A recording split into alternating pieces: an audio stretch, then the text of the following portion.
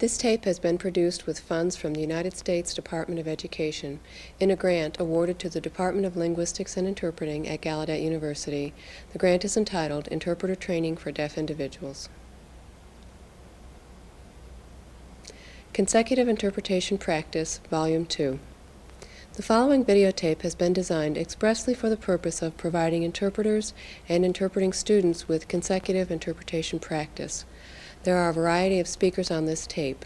Each speaker will present a short speech in its entirety. This will be followed by the same speaker giving the same speech with pauses. During those pauses, an interpretation will be presented. This tape can be used in a variety of ways. It can be used for modeling. A consecutive interpretation is provided for study. Consecutive interpretation practice, or consecutive interpretation with a delay or a distractor task inserted between the end of the source and the beginning of the interpretation. In the event that the consecutive interpretation of these materials is mastered, the speeches in their entirety can be used for practicing simultaneous interpretation. Hi, I'm Carol Patrie. This morning I'm going to be giving a brief talk to parents. This talk is based on the work of Rudolf Dreikurs. Dreikurs wrote many books, but the one that I'm going to be referring to today is called Children, the Challenge. I'll tell you a little bit about Dreikurs, and then I will go through 12 points that he makes in this book. First of all, Dreikurs worked with children for over 40 years. And he suggested many models, but he also tested these ideas in his laboratory.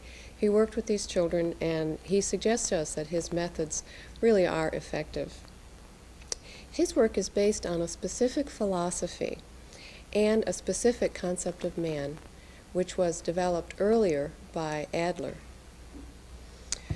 And one of the philosophies behind this work is that we, as parents, are obliged to teach principles for group living to our children.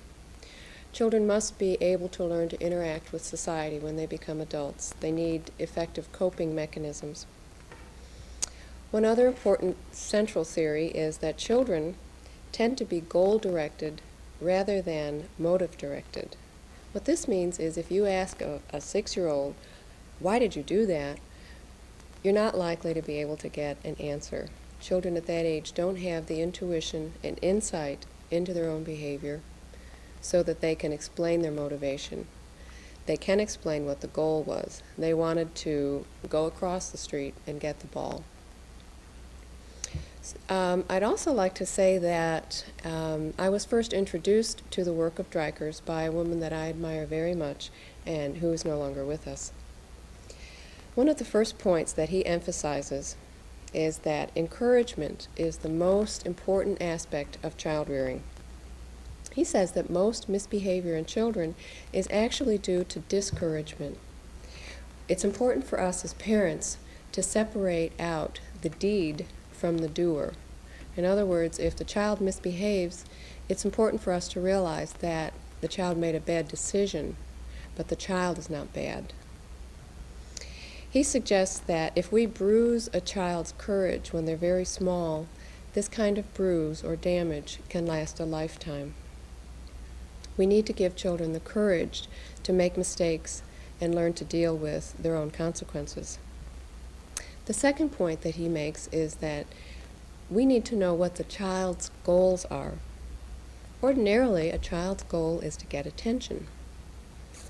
If we reinforce a child's constant need for attention, this increases his conviction that he must have constant attention. This is really a disservice to our children. This is often accompanied by a struggle for power. If, for example, the child doesn't get all the attention that they want, they may continue to up the ante, so to speak, and exert some sort of control trying to get more attention, and control is essentially power. If this fails, the third part of this cycle goes into effect, and that is that the child is then forced to demonstrate inadequacy. So if they try to get attention and they fail, and they try harder and they fail, then the only option that they're left with is to demonstrate that they are so inadequate that they still need your attention. So this is a very complicated circle that parents need to watch for. The third point is the fallacy of reward and punishment. You may have heard that punishment should be avoided and rewards emphasized. Dreikurs takes a different approach to this part of the problem. He suggests that punishment leads to more resistance from the child. For example, if it would have stopped the child putting things in the toilet by spanking him, one spanking should have done it, and it didn't. So punishment will only increase the resistance from the child, usually. It leads to a progression of retaliation. He suggests that rewarding every single good behavior is also not necessarily a good thing for the child, because suppose they do something good and you fail to reward them. Then the child has only one strategy that they know. If you fail to reward me, I will punish you. Dreikurs suggests that we stay away from the reward and punishment cycle altogether and rather look at our children with positive regard and try not to make judgments about their personality, but rather help them to make good decisions. The fourth point is children need to begin as early as possible to understand natural and logical consequences. In other words, what would happen in this situation if I did not interfere? We need to let the pressure of reality guide ourselves and guide our children. If it's a very dangerous situation, of course we must remove the child. But if there's no real danger to the child's physical well-being, it might be best just to let the natural consequences take effect. In other words, if the child continues to grab toys from other children, the natural and logical consequence is that those children won't want to play with them. And that's much more powerful than the mother intervening and saying, don't do that, you're a bad kid. The next point, the fifth one, is that we need to be reminded to show respect to our children. Humiliating a child is never acceptable as a training device. An example of a way to humiliate a child is, what in the world is the matter with you? Are you an idiot? That's pure humiliation, and it doesn't improve the child's behavior, and it does stay in the child's memory. The next point is respect for order. It's important for us not to shield children from the results of disorder. If children choose to leave their bikes behind the car backs over the bike, that's the effect that follows from disorder. And learning order helps children to cooperate with society as they grow older. The next point is to eliminate criticism and minimize mistakes. In other words, we can't build on weakness. We can only build on strengths. So if the child hears only criticism, he won't know that he has any strengths to build on. The next point is to avoid undue attention. First of all, we have to figure out what is appropriate levels of attention and what is undue attention. Those children who seek constant attention are almost without exception unhappy children. What this means on the part of the parent is that the mother or the father may doubt the child's ability to get along without her or him. So this results in undue attention. In other words, the parent is constantly interacting with the child, even at times when it's not necessary. We can ask ourselves, does the situation demand that we interfere here?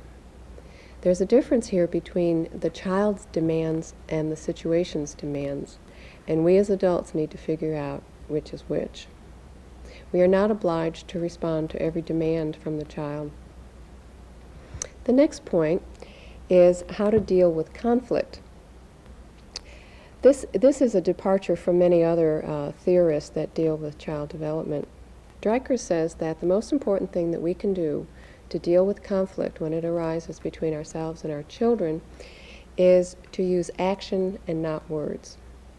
The primary action that he suggests is that we keep our jaws together.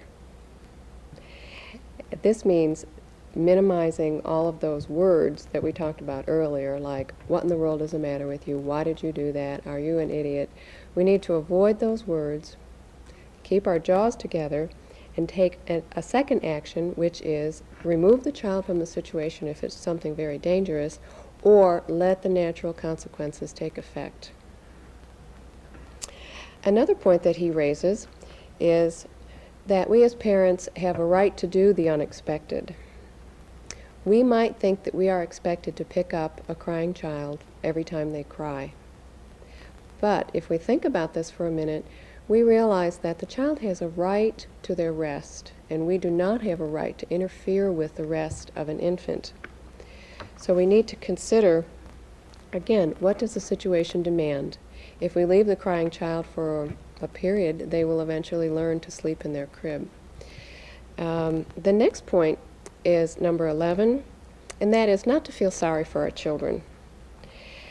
If we feel sorry for our children when they face disappointments, such as a birthday party that got rained out, and we have excessive pity for them and their disappointment, we teach them to be abuse gatherers. And we teach them to use the power of pity to make themselves feel bad and eventually become victims. Instead, we need to help children learn to face disappointments. Say, it's unfortunate that this didn't work out. What else can we do today? Help them find other solutions to current problems. The 12th point that he recommends is that we as parents take it easy. Many times we are too hard on ourselves when we see that our children don't measure up to the children of our neighbors and our own expectations, perhaps. He suggests that sometimes we as parents are looking for signs of something going wrong. We're watching for warning signs and we're watching for bad behavior. Instead of thinking that our children are born bad and we need to force them to be good, he thinks that perhaps our children are born good and we need to help them become better. Thank you.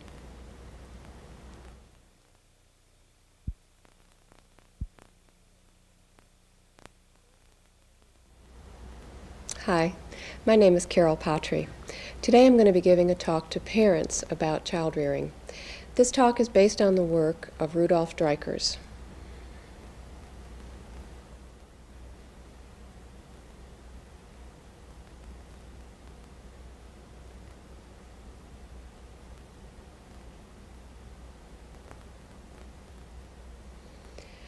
Dreikurs worked with children for over 40 years, and he tested his models in his laboratory, and he suggests that they are effective.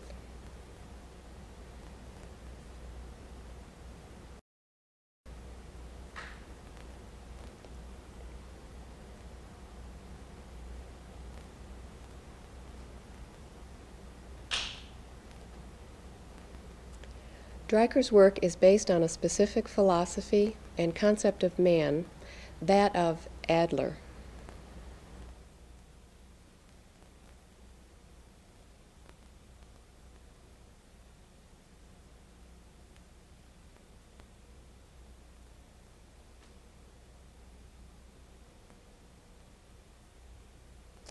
Dreikurs suggests that we are obliged to teach our children principles for group living, and that children are goal-directed rather than motive-directed.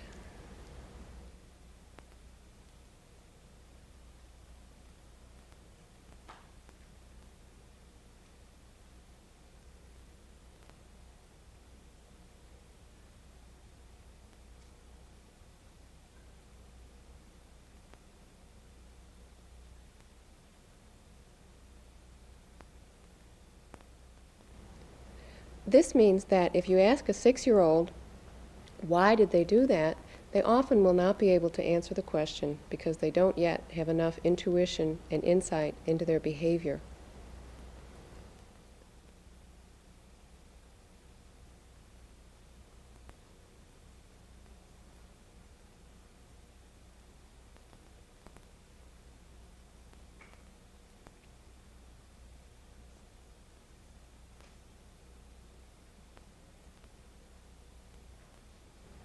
Rather, the child is goal-directed. If they see a ball across the street, their goal is to get the ball.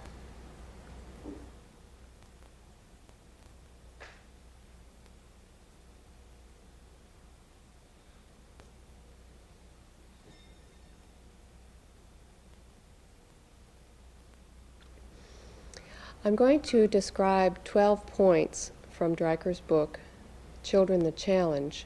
But before I do, I'd like to say that I was first introduced to the work of Dreiker's by a woman whose work I respect very much and who's no longer with us.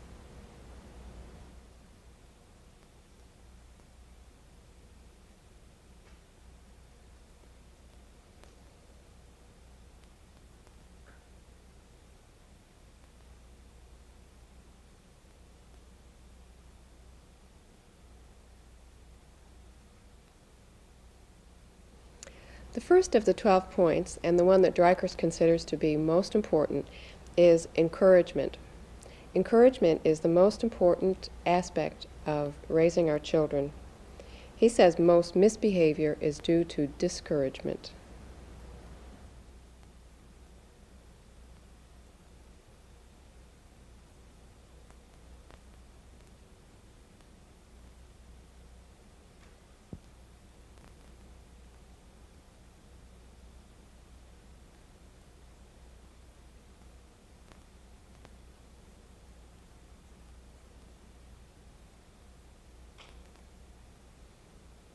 This means that we must separate the deed from the doer.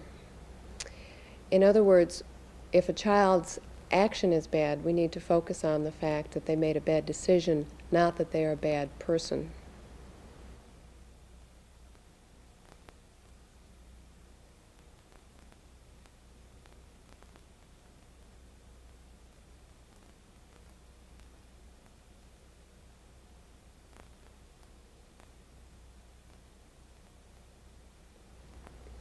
He suggests that bruised courage may last a lifetime.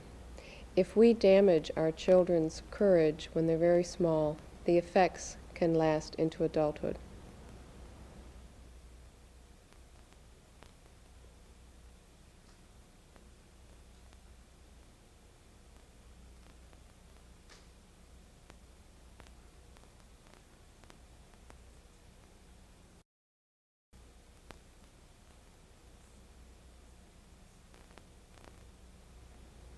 So we want to encourage our children to face their challenges.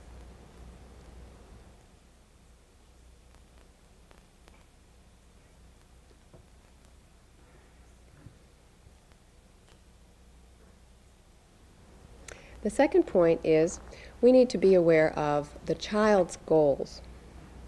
The first goal that most children have is to get attention.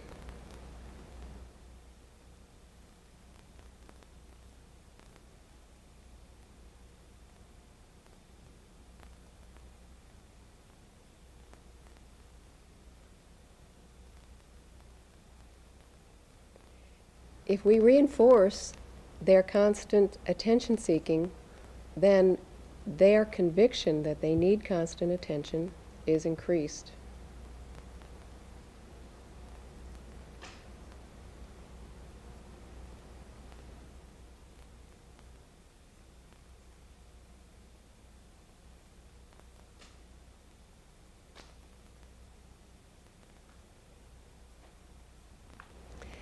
The second thing that can happen here is a power struggle ensues if they don't get the level of attention that they think they need.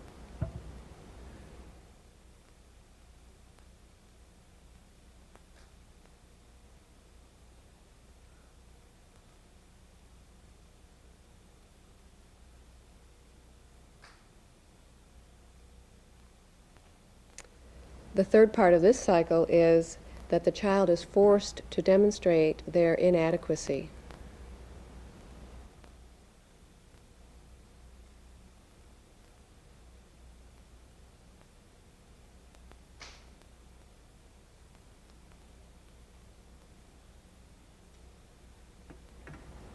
So this cycle is a very complicated one, and it's one that Dreiker suggests that we pay close attention to so that we don't encourage our children to demonstrate inadequacy through attention-getting devices.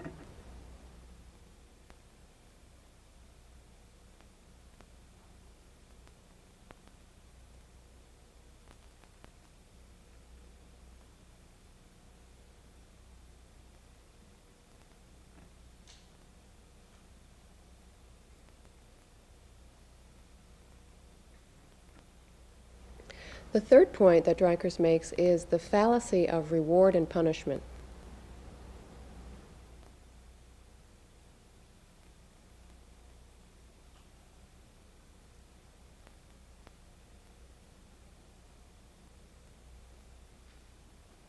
Other theorists tell us that punishment isn't a good thing to be using on children, but they rarely talk to us about the effect of reward.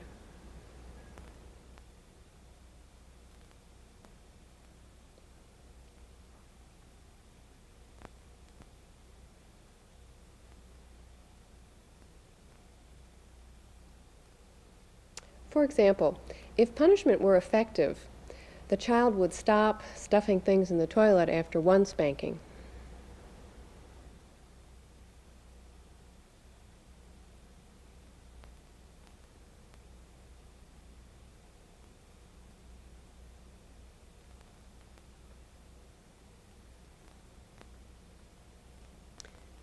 Instead, punishment tends to lead to more resistance on the part of the child.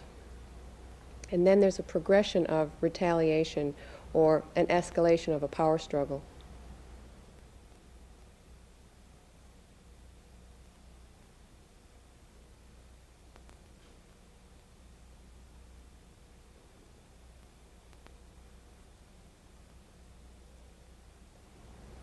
He also suggests that the use of constant reward is not especially healthy for our children either.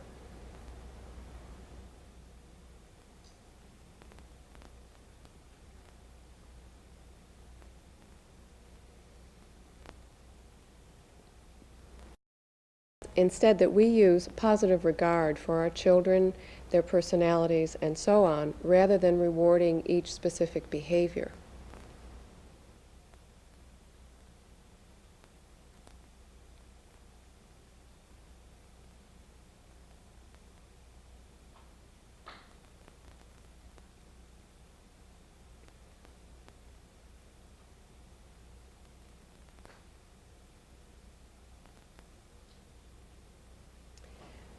The reason is, if we use a reward and punishment system and we forget to reward the child, the only other thing that the child knows to do in response to that is to try to punish us.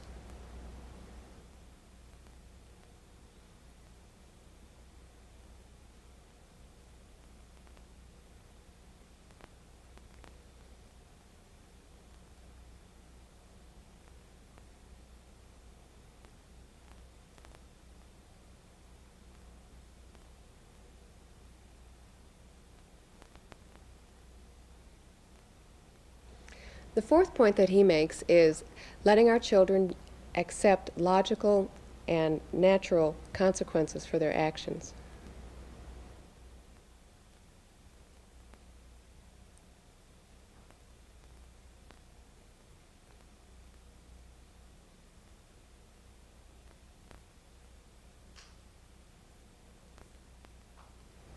In other words, what would happen if I did not interfere in this situation, provided that it's not life-threatening?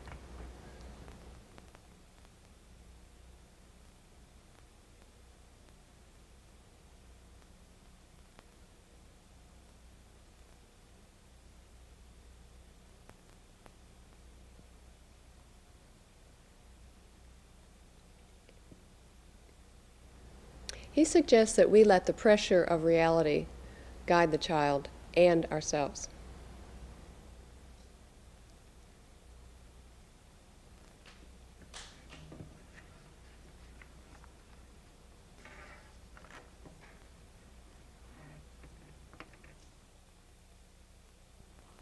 The fifth point is that we should show respect for our children.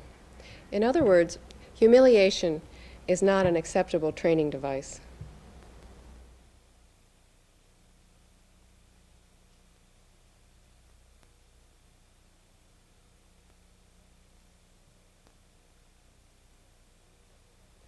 An example of how to humiliate your child would be to say, "What in the world is the matter with you? Are you an idiot? Why did you do that?"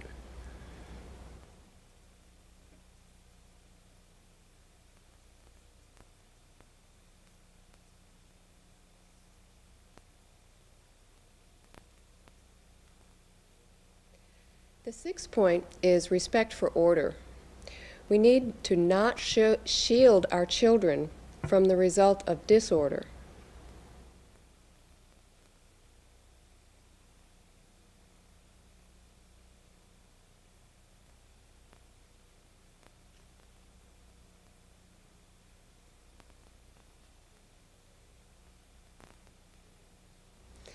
A common experience that many parents have had is the child leaves their bike in the driveway and the parent drives over it with the car.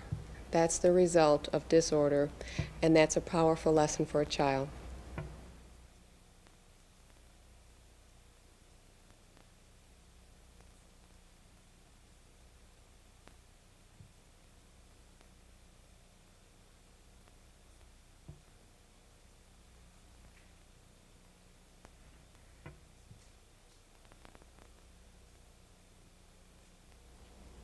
Stryker's seventh point is that we should try to eliminate criticism and minimize their mistakes, that is, minimize the mistakes of children.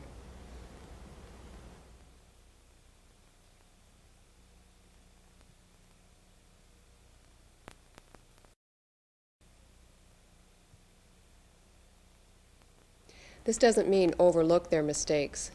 It means not making a big deal out of them.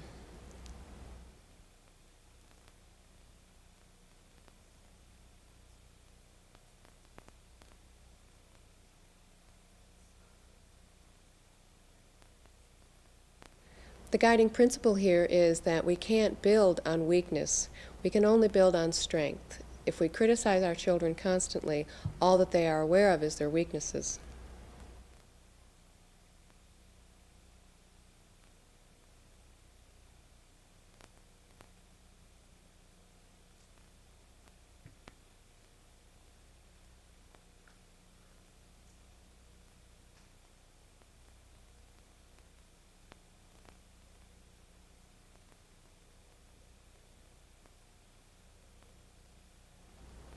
The eighth point is that we need to avoid undue attention to our children.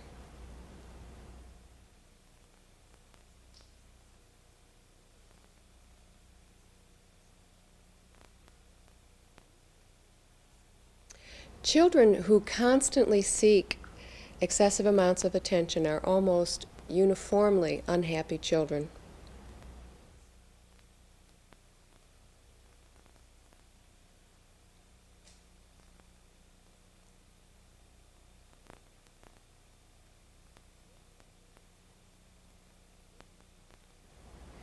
The giving of undue attention also says something about the parent, either the mother or the father.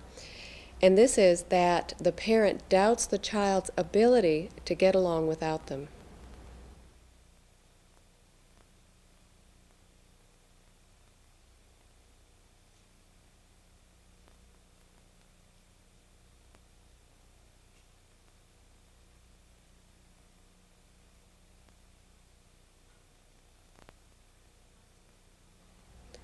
The child in turn senses this doubt and believes it to be a fact, that they can't get along without their parent.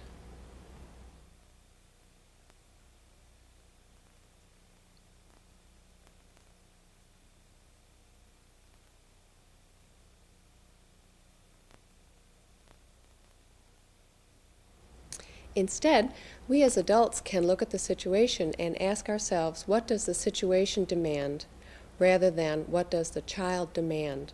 We are not obliged to meet every demand of our children.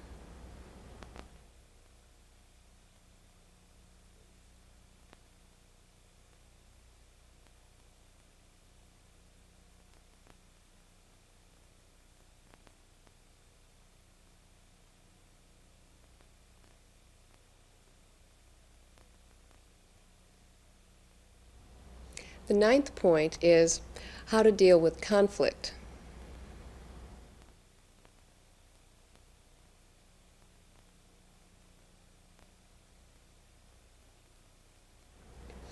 Dreikers suggests that the most important thing for parents to remember during a conflict situation is that actions, not words, are what is called for.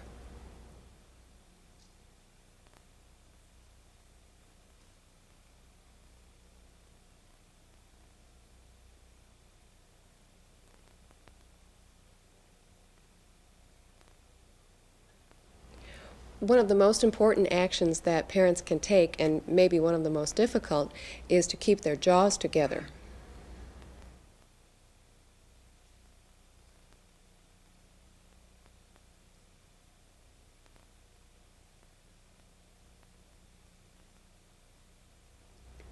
And instead, let the child's natural consequences take effect.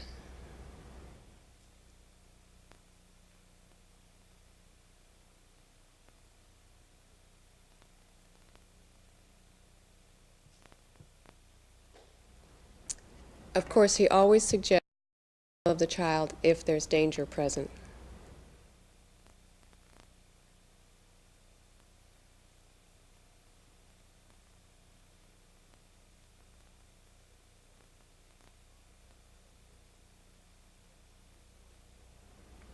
The 10th point is that we as parents can do the unexpected.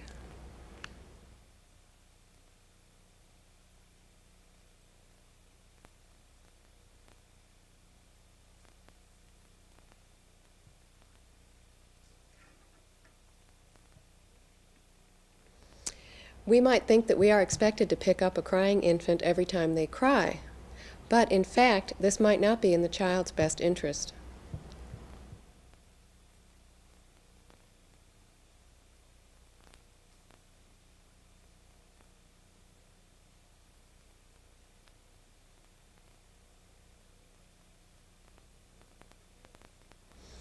We need to consider that if the child is otherwise healthy, perhaps they just need their rest, and we don't really have a right to interfere with that by responding to each crying episode.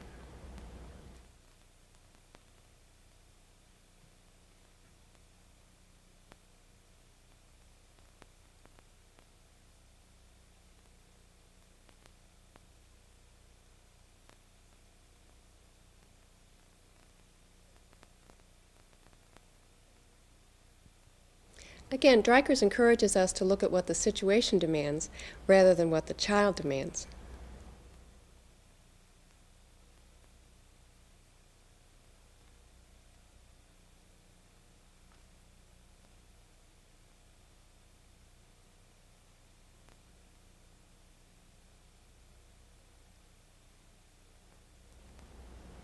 His 11th point is, don't feel sorry for your children.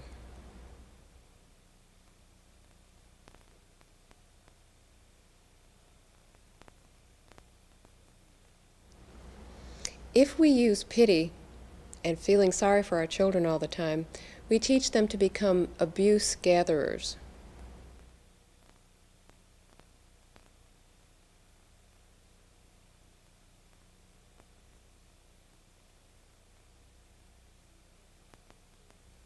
For example, if there was a birthday party that got rained out, we could take one of two approaches. If we engage in a great deal of pity with the child, they come to see themselves as a person who deserves pity.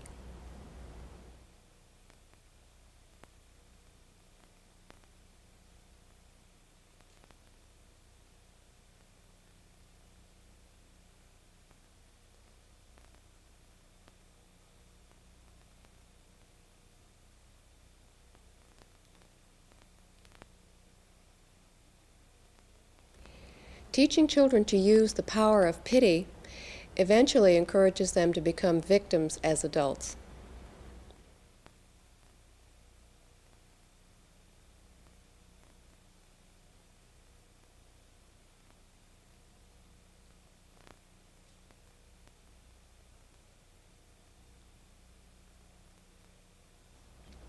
He suggests that we could say something like, gee, the party got rained out, what can we do now? This helps children to face their disappointments.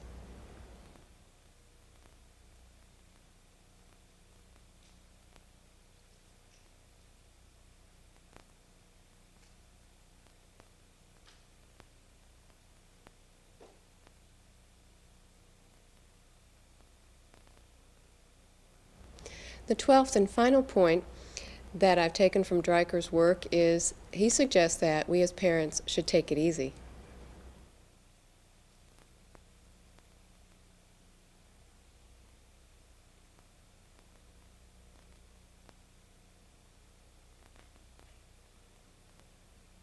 It might be possible that we are looking for signs of trouble. We look for warning signs and bad behavior.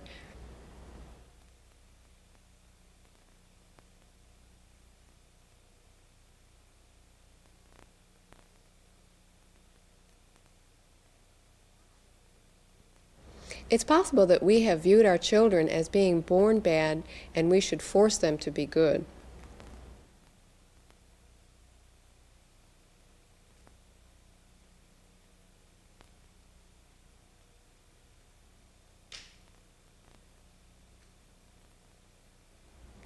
Dreiker suggests an alternative approach. He suggests that our children are born good and we're there to help them become better. Thank you.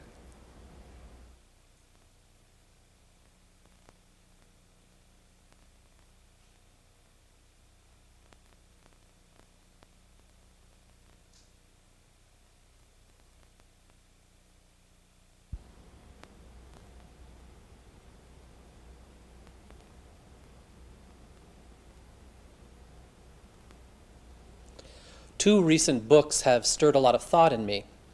The first one is entitled A World Waiting to be Born, Civility Rediscovered by M. Scott Peck. And the second is Leadership and the New Science by Margaret J. Wheatley. Each of these books, in different ways, looks at how people behave in organized groups, the implications for leadership in groups, and the implications for individual responsibility within groups. Peck, in his book, talks about the need to rediscover what he calls civility in our interactions. He's not talking about being polite or social interaction on a superficial level. He defines civility in this way. Civility is consciously determined organizational behavior which is ethical and submissive to a higher power. Now that says a lot, so I'd like to go through each one of those parts a little bit. First of all, consciously determined behavior. When Peck talks about that, he's talking about awareness of self, awareness of the other in relation to the self, awareness of behavior within the group setting, and awareness of how that group setting relates to a larger context. So the behavior is behavior that we're aware of. When he talks about organizational behavior, he means just that, those attitudes and practices which are displayed in groups, whether that group is at home, at work, or in larger society. He's looking at what is the pattern of behavior within that setting. When he talks about ethical behavior, implied is a sense of appropriateness. What's best for the self? What's best for the other person? What's best for the group? And what's best for the large picture? And more importantly, how is ethical behavior determined? Obviously, there are a lot of ways you can look at the concept of the objective ideal observer, a person who is looking at the setting slightly outside of it, knows what's going on, and has impressions and information and knowledge, and can set some ethical standards. For Peck, he sees the submission to a higher power from his particular vantage point as a theological one. But it does not need to be looked at just in that way. The higher power for the purposes of this discussion can also be seen as laws of nature, the recurring patterns that happen throughout the natural world that make it somewhat predictable. This is where the comparison of the writing of Peck and the writings of Wheatley become really interesting. In Leadership in the New Science, Wheatley also looks at organizational behavior, but she's coming from a scientific point of view. She looks at particle theory, chaos theory, fractals, the cutting edge of what we know today in science, particularly physics. And what she finds from her scientific vantage point in many ways is highly compatible with what Peck finds from his humanistic social perspective. I'd like to talk about just one of these points that Wheatley talks about, and that's chaos theory. For me, it's particularly interesting.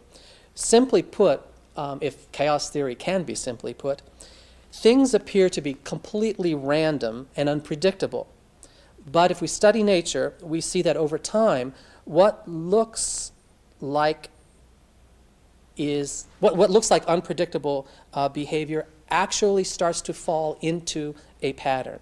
The pattern never exactly duplicates itself, but it does recur in a general boundary. So how are those boundaries determined? If we look at what happens in a cell, for example, or in an organism, what are the boundaries of behavior that predict what transcends from chaos into something as an observable pattern? First of all, Wheatley talks about nature as being generative. So these patterns are something that bring life to the organism, whether that organism is a cell or a group. She also talks about the parameters, the boundaries, as those that nourish and bring health to the organism. She talks about the organism as an ecosystem where all parts interact. One cell cannot ignore another cell. One person cannot ignore another person. Even at the subatomic level, there is resonance and interaction between parts. If the subatomic and atomic particles were people, we would say that the people were continually responsive to each other. So in this sense, within those parameters of responding to each other, what begins to look like chaos over time starts to have a predictable, somewhat definable pattern. So the question comes up, are we really choosing between civility and science? Do we have a choice to make between those two? Yes, we do have a choice, but those choices do not need to be mutually exclusive. From both vantage points, we are called to really similar things as I see it. First of all, we're called to increase our awareness of the larger system within which we function, whether we're looking at it from a behavioral point or a scientific point. We're also called to be responsive, responsible, able to respond. And we're also called to use the individual power that we have to be generative within the ecosystem. Because of these similarities between Peck and Wheatley, we can look at leadership in somewhat of a different light than has traditionally been seen. Traditionally, we think of leadership in a hierarchical sense where there's a leader out front, people following, orders given, very layered look. But leadership in the sense that Peck and Wheatley talk about is characterized by the ability to be fluid. At times, the leader is highly active and in the forefront, and at other times on the periphery, so that within the system, each member can exhibit behavior that is generative, powerful, and instrumental in maintaining the group health in some way. No one person in the group has the ultimate say forever, and at the same time, no person's opinion is ever insignificant. The responsibility of the leader becomes one of co-creating and co-maintaining a system that's mutually beneficial to all involved and is conscious of the larger picture. So simply put, what's good for one person has to be good for all people for the organization to flourish. This is a principle that holds true in science and has a lot of meaning for us as we look at settings. We all know that decay happens in nature. It also happens in organizations. But nature uses decay for nourishing new growth, from which in turn new systems develop with new parameters, so that there is a cycle that's happening. So when we look at civility and science, we really have to ask ourselves, are they so different? Are we trying to be controlling factors from an egocentric point of view to force the ecosystem? Or are we trying to decipher patterns which we are a part of and therefore influence our ecosystem in a manner which is generative for all? I'd like to believe that civility and science are two sides of the same coin, and it's a coin that increases in value as it is passed from one person to the other. Depending on which side you look at, the meaning may be different, but I would like to believe that we're talking about the same thing, whether it's framed in terms of science or civility.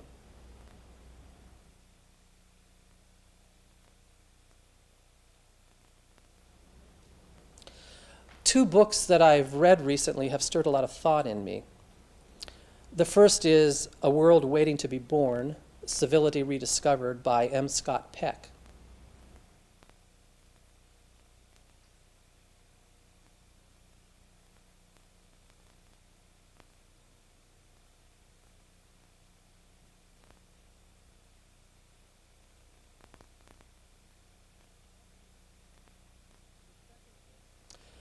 The second book is entitled Leadership and the New Science by Margaret J. Wheatley.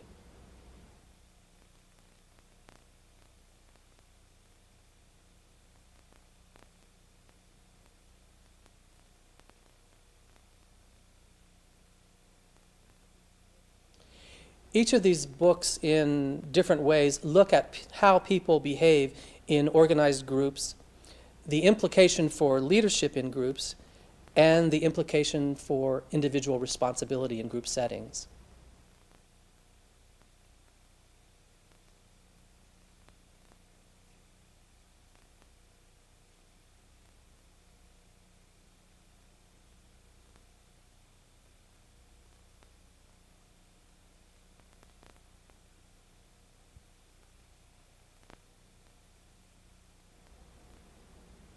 Peck talks about the need to rediscover civility in our interactions.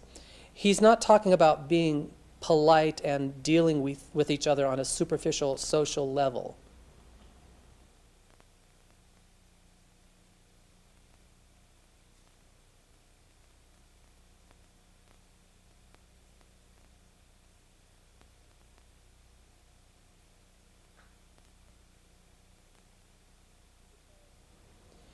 He defines civility this way. Civility is consciously determined organizational behavior which is ethical and submissive to a higher power.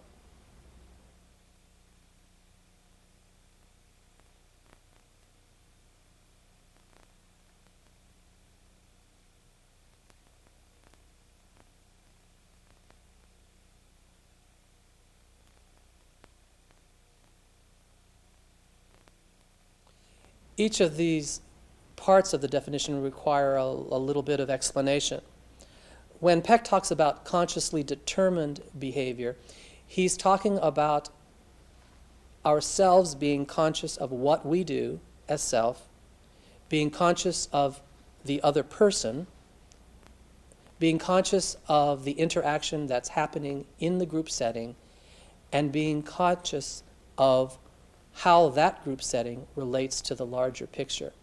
We're not talking about impulsive behavior. We're talking about behavior where we are aware of what we're doing from those 4 points of view.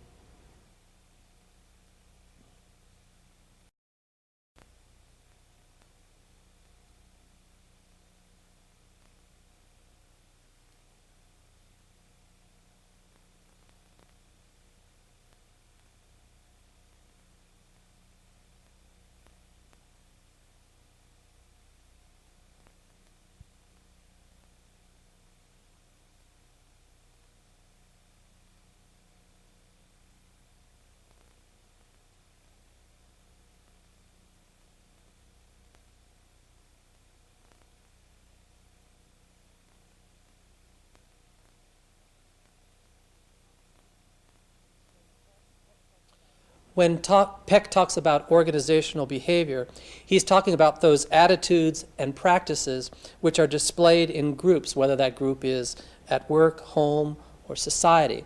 What are the patterns of interaction? What are the patterns of behavior within that group? That's what he's talking about when he talks about organizational behavior.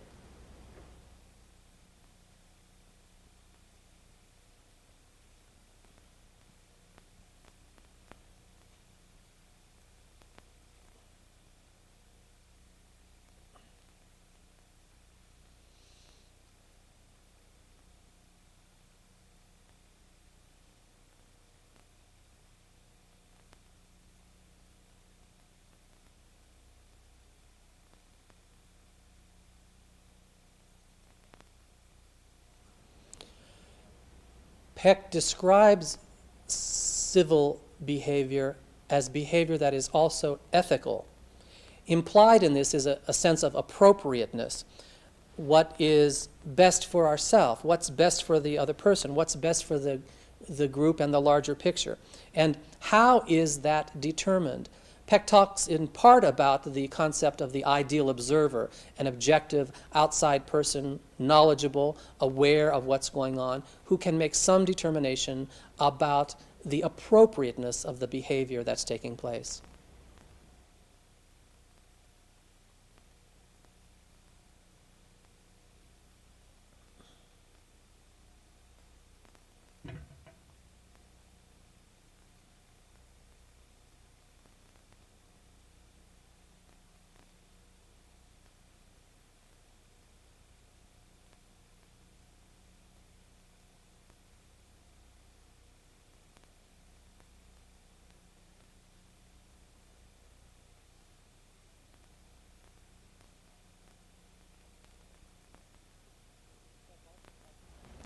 Peck also talks about submission to a higher power. For him, that's a theological consideration. For Peck, he identifies that higher power as God, but it does not need to be limited to a religious concept in that sense. The higher power can be the laws of nature, the patterns in nature, the things that we see as being repetitive, predictable, and appropriate in natural settings.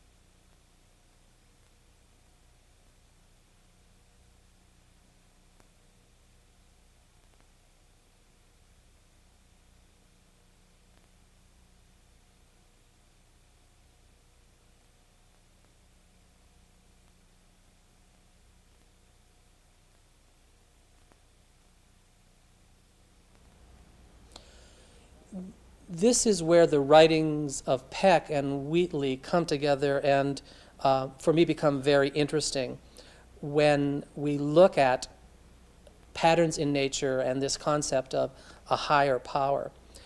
In Leadership in the New Science, Wheatley also looks at organizational behavior.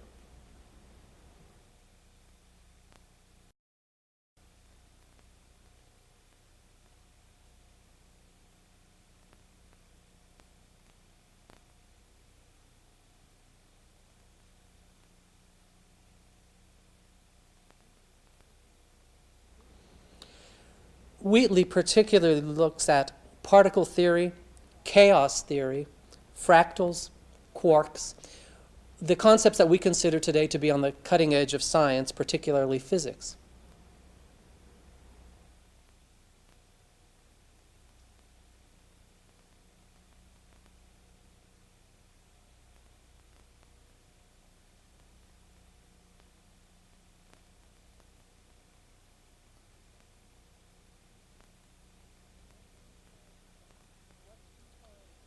What she finds from a scientific vantage point in many ways is highly compatible with what Peck finds from his humanistic social perspective.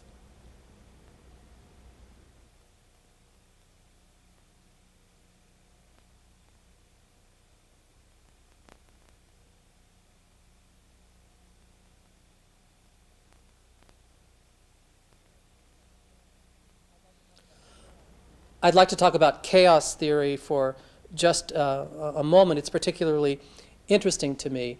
Simply put, if chaos theory can be simply put, things appear to be completely random and unpredictable. But if we study nature, we see that over time, what happens in nature, the behavior itself, begins to develop into a pattern. That pattern never exactly duplicates itself, but it does fall into a general framework that has some determined boundaries.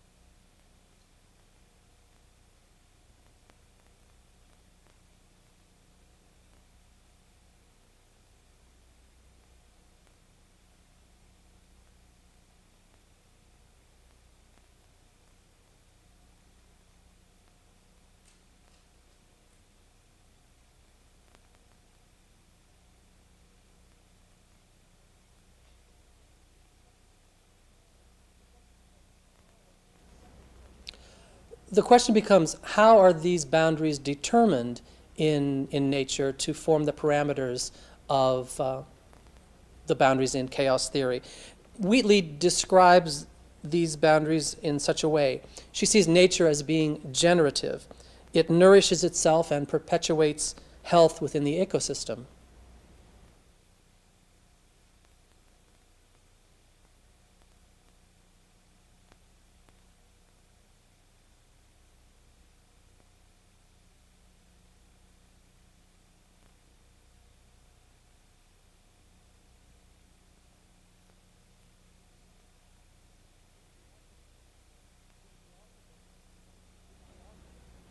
Wheatley also makes it clear that in an ecosystem, all parts interrelate.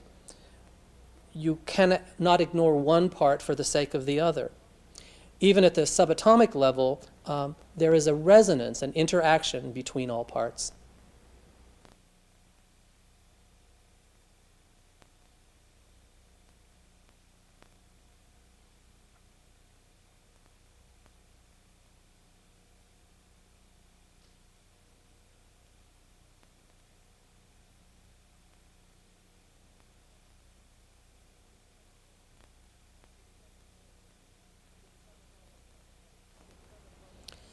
If subatomic and atomic particles were people, we would say that they were continually responsive to each other.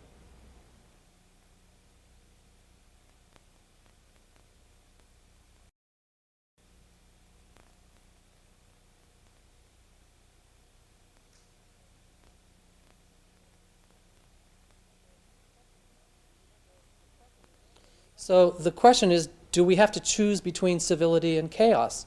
Well, we could make that choice, but I would like to believe that those choices are not mutually exclusive.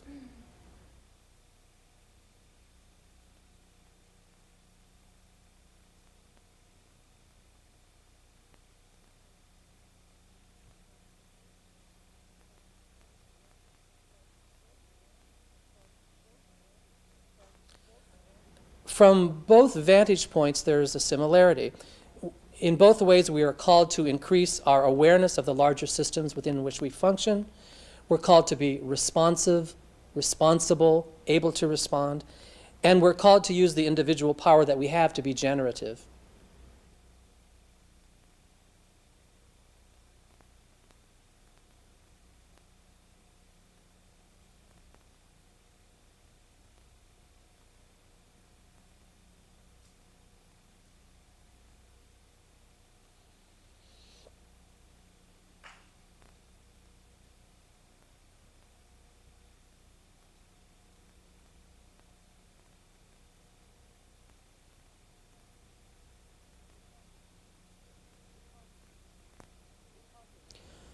Because of these considerations, leadership takes on a distinctive style in context that we're talking about today.